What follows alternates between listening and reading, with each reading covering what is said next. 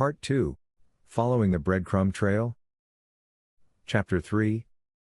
Meat on the Bones. In the opening chapters, I laid the foundation for our eschatological framework. And now, armed with this framework, our task is to clothe it with flesh. But how do we begin? The answer lies in a timeless children's ditty from The Sound of Music. Let's start at the very beginning. And what better way to do that than to read the entire Bible, cover to cover, again and again and again, ad infinitum.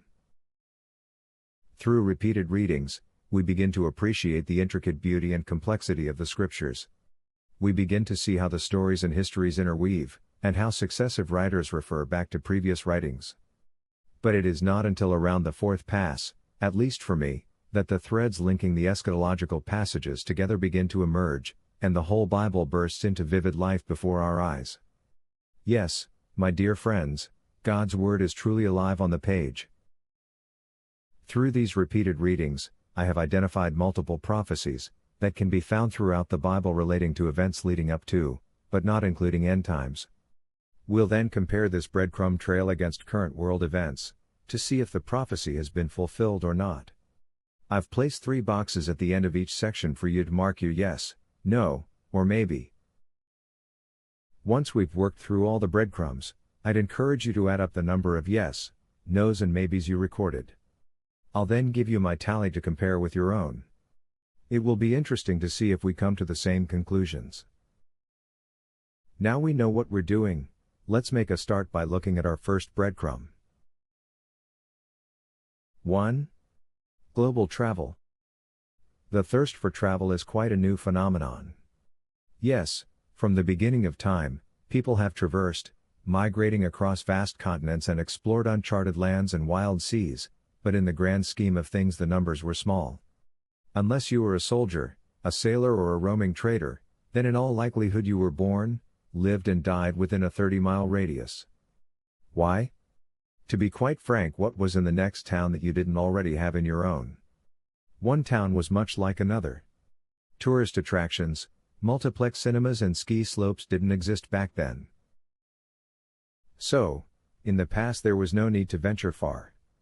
In fact, 99% of people couldn't afford to travel even if they wanted to. And should you have the means to travel, the roads drew bandits like bees to honey. Travel was not a safe undertaking. But those days are long gone. We all thirst for travel as mankind hops across the globe like a swarm of locusts. And that's not far from the truth. In fact, an article in the European Wilderness Society calculates that a mere 3% of the Earth's land mass remains untouched by man.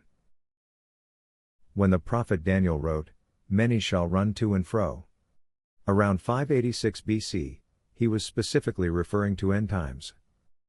Before we proceed, I need to express a word of caution. This prophecy hangs on 3 tiny words, many, run to, and fro. I openly admit there's not a lot to go on here. Unless you know the context of the sentence, in relation to the whole of chapter 12 in the book of Daniel. Go and read it for yourself, and you will notice Daniel is discussing events at the end of time. So now we have context. Now, let's define what the root of each word means, in the original Hebrew in which it is written.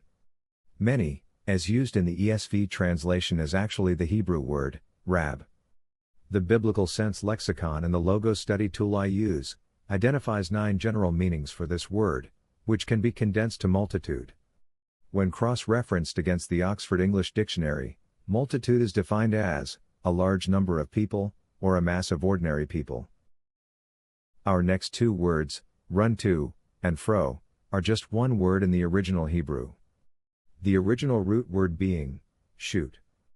My lexicon identifies 37 words that could be used to describe the original. All are verbs and relate to the action of travel. Most are overland, but it is interesting to note that 2 iterations included flight, and 2 travel over water.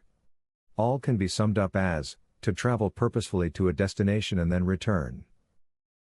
It would therefore be valid to translate the original Hebrew as, a great mass of ordinary people will travel purposefully over land, sea and air, to their destination before returning. This detailed explanation of what Daniel is saying gives us more information to work on.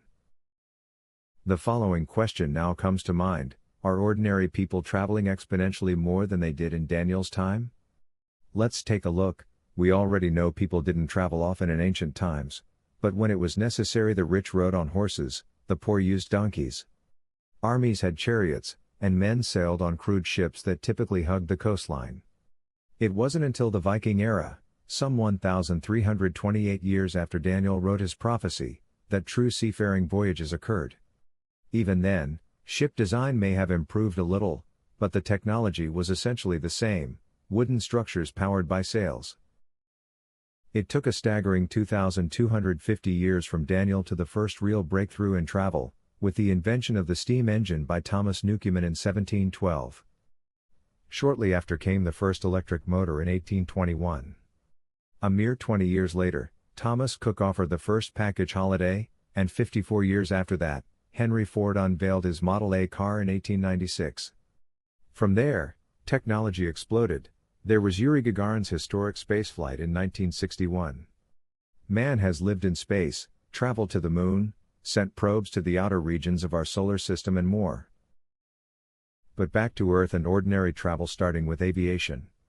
Today, according to the International Civil Aviation Organization, ICAO, a United Nations agency, the total number of passengers carried on scheduled flights reached 4.5 billion in 2019, up 3.6% from the previous year. This equates to an astounding 38.3 million departures, reaching every continent across the globe. And that's just for scheduled flights. We have no accurate records for military aviation. Maritime shipping is also on the rise, with 11 billion tons of produce shipped across the globe, by 92,295 registered ships according to the United Nations in 2019. These figures obviously exclude passenger liners and privately owned boats. Let us not forget the ever-present motor vehicle and consider, how many of them roam the world today? It would be a disservice to this inquiry to simply state lots. The sheer multitude of these machines is overwhelming. If we were to line them up end to end, bumper to bumper, the procession would span the distance from Sydney to London, then loop back to Sydney again 3 times over. The picture is staggering. Yet, it is difficult to provide an exact tally, as data is scattered across nations, not to mention that the number of operational vehicles fluctuates constantly. Nevertheless, the most reliable estimate suggests there were approximately 1.32 billion cars, trucks, and buses globally in 2016. But hold on to your hats, this figure is far from static and is projected to double by 2036, as our global population swells. If we gaze back at Daniel's prophecy, "Many shall run to and fro," we can see that there has never been a time in history where mankind has traveled as much as we have in the last decade. However, with climate change and global warming becoming more pressing, governments are taking action to cut carbon emissions. It's possible that draconian legislation may be introduced in the near future restricting travel. It wouldn't take much to achieve this. A simple travel tax would limit 90% of the general populace. Could it be that travel peaked in 2019, just before the COVID pandemic hit the globe in 2020? Time will tell. After comparing the prophecy above against current world events, do you think travel has grown exponentially from the prophet Daniel's day? I encourage you to make a note on a separate piece of paper, indicating either yes, no, or partially.